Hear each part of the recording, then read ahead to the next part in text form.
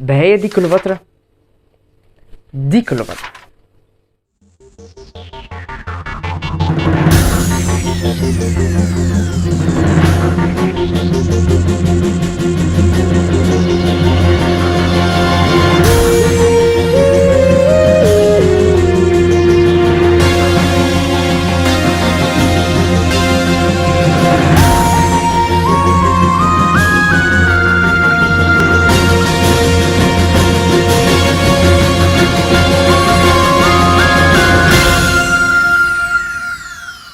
كنت اتكلمت من فتره عن حوار الافروسنتريك في فيديو هيظهر لكم في الاي اللي فوق دي، بس انا مش جاي اتكلم عن الافروسنتريك في الفيديو ده، لا انا جاي اتكلم عن حاجتين.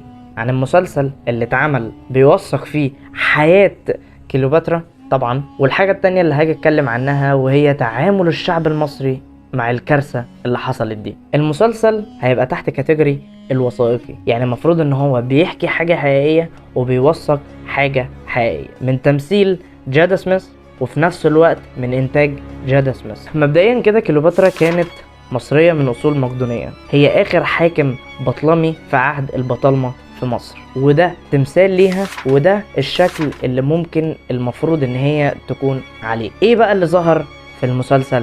الشكل ده.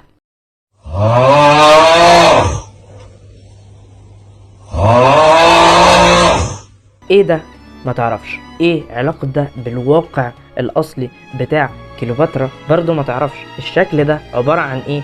برضو ما تعرفش. اللي انا بتكلم فيه ده مش عنصرية مني، بس كل واحد ليه تاريخ. انت ليك تاريخ زي ما انا ليا تاريخ، انت ليك تاريخ بتاع البلاك بيبل زي ما انا ليا تاريخ. ما ينفعش ان انت تميكس الاتنين ببعض، او حتى تقول ان التاريخ بتاعي ده هو التاريخ بتاعك اصلا. طبعا باين جدا ان الموضوع ده ليه علاقة بالافروسنتريك.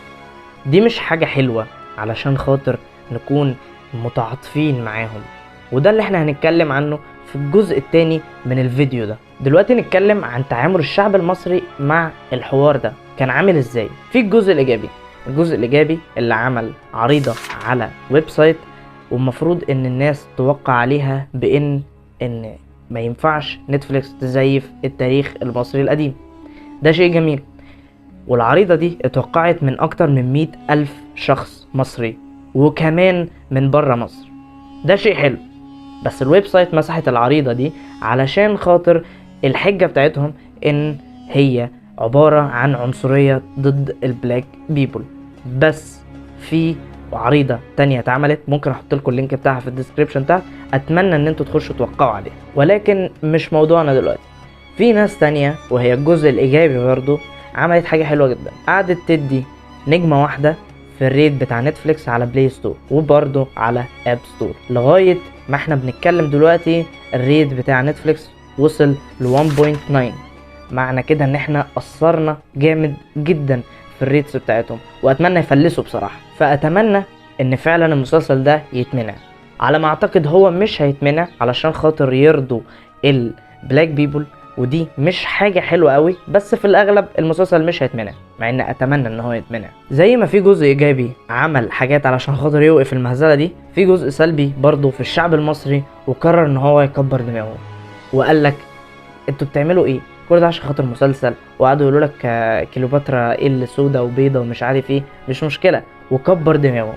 ده الجزء الاولاني.